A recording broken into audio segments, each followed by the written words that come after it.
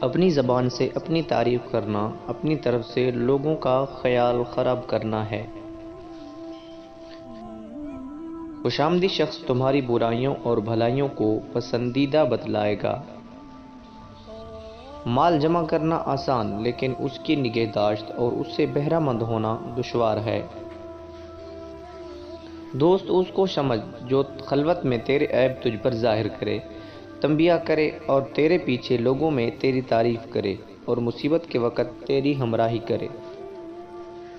ایسے فائدے سے درگزر کر جو دوسرے کے نقصان کا باعث ہو۔ جب غصہ تجھ پر غلبہ پائے تو خاموشی اختیار کر۔ شیریں کلام اور خوش خلق کے ساتھ محبت ہو جاتی ہے۔ اپنے کاموں کی بنیاد محبت و آشتی پر رکھ، نہ کہ قہر و غضب پر۔ جب کسی شخص کو دوسروں کے عیب جوئی کرتے ہوئے پاؤ تو فوراً اسے اپنے دوستوں سے خارج کر دو۔ کمینوں کے جواب واسطے علم ایک لشکر ہے۔ بادل کی طرح رہو جو پھولوں کے ساتھ ساتھ کانٹوں پر بھی برستا ہے۔ گناہ اس قدر کم کر کہ ان کی عقوبت کی تاب لا سکے۔ عاقبت اندیشی کو طلب مال پر مقدم رکھو۔